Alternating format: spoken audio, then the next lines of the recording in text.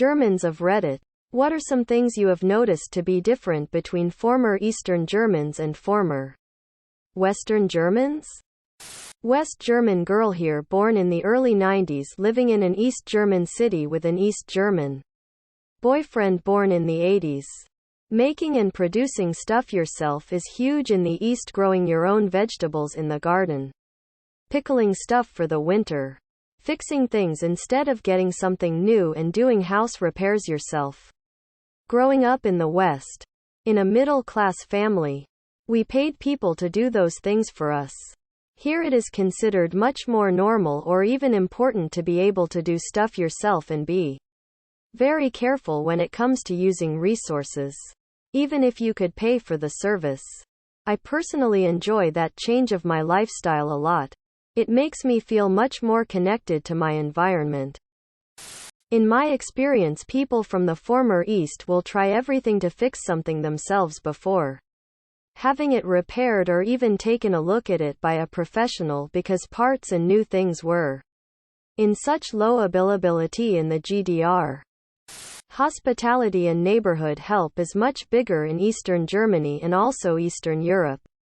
At least Poland, Czech and Slovakia. In my experience, in Western Germany, you generally should know people much better to beg them for certain kinds of favors.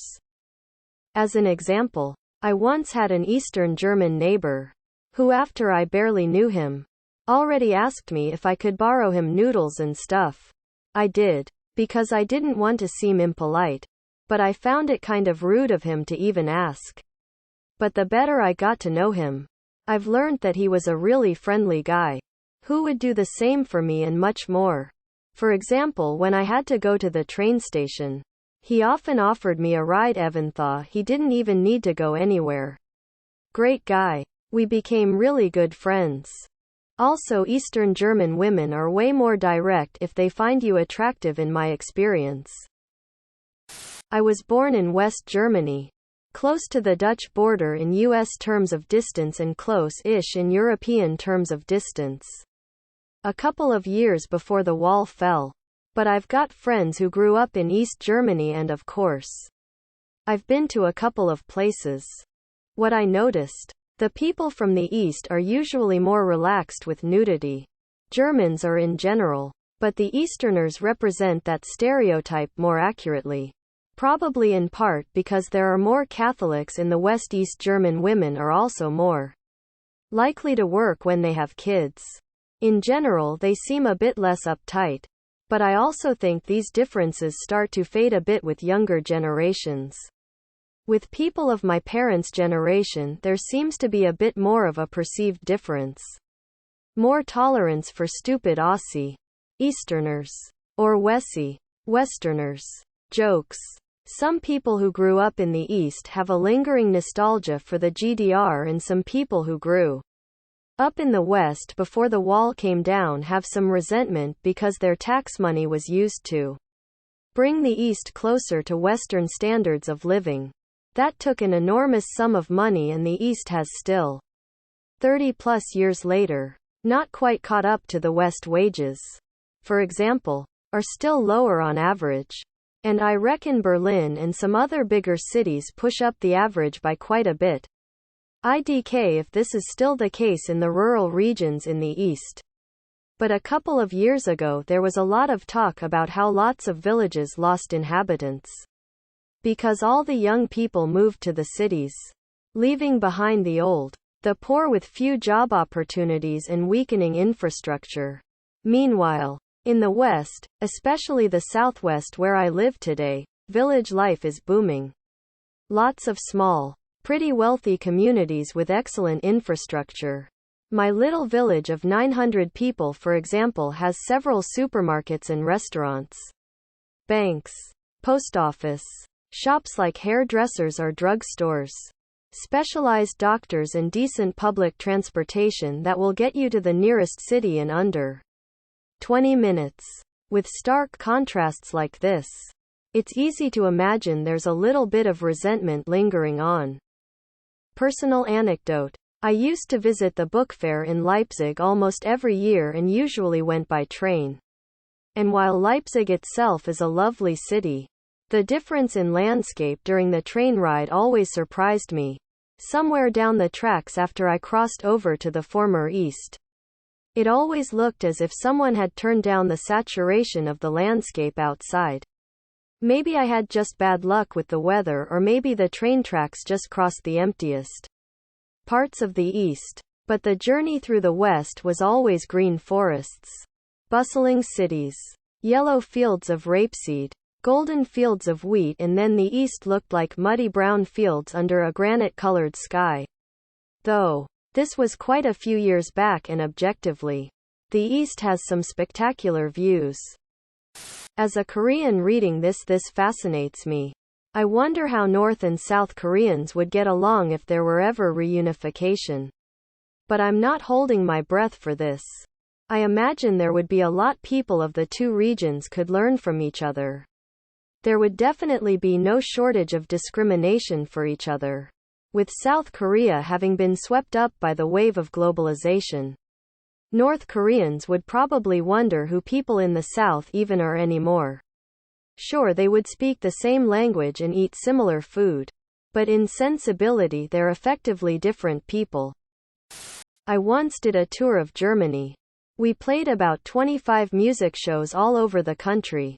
The eastern part gave us places to sleep, food, and liked staying up late with us to talk. They all knew a Slavic language. As an audience they were loose, loud, fun, and loved to party, but were also very worldly and smart. The western side was full of stiff crowds, but they were wealthier.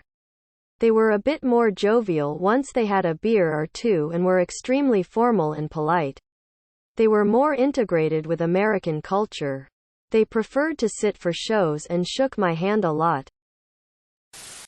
What movie do you absolutely love, yet acknowledge is not a super well-made movie?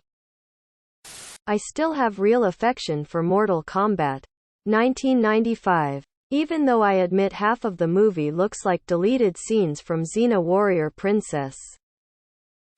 Oh man, do I love Congo. It's really not good. The script is hilariously terrible. There are a lot of great actors in it who seem to know what kind of movie they're in. And a few not so great actors who don't. We used to watch this with Anaconda for a When Animals Attack drunk double feature in college.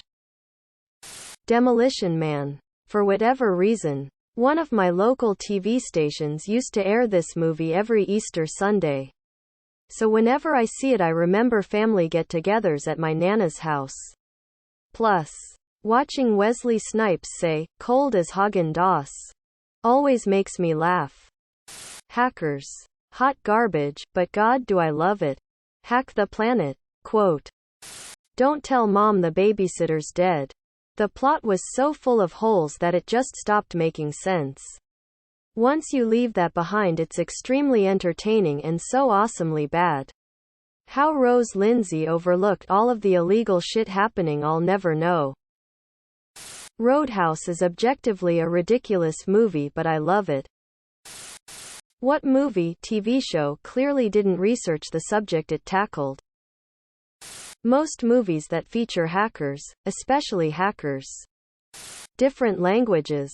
My auntie speaks Indonesian and we were watching a movie and this one part a girl gets kidnapped. And they start shouting at her in Indonesian. My auntie started laughing so hard and it turns out they were shouting, "Spicy," at her and there was no context whatsoever. Grey's Anatomy. Their writers clearly never took the time to research medical code of conducts. In every single state in the US those doctors would have all lost their licenses. Specially attending's fucking residents. Movies that involve chess.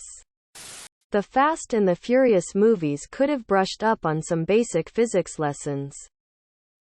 Every single movie or show about multiple personality disorders. They usually don't even get the name of the diagnosis right.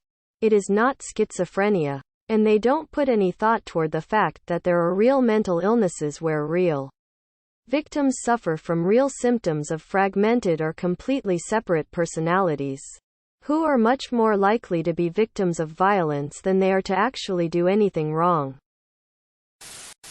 Which types of people are you sick of? I don't know about the rest of you, but for me 90% of the time it is people that use you as a punch bag in their life. They tell you all the stuff and expect some feedback, support back, but you will never get anything similar back. They tend to explode at you for a matter that has nothing to do with you, but they choose you because they think you are for granted, aka a punch bag. People who can't take criticism and try to blame it to someone or something else or entirely change the topic. Weak people take their aggression out on service workers. They're cowards who pick fights with people they know can't stand up for themselves appropriately because it can unfairly lose them their job. People who can't say that they're sorry or learn from their mistakes, and instead lash out. People who take credit for someone else's labor. All of them, myself included. Sometimes I gotta tell myself to STFU cause I'll annoy myself. Subscribe, my brothers.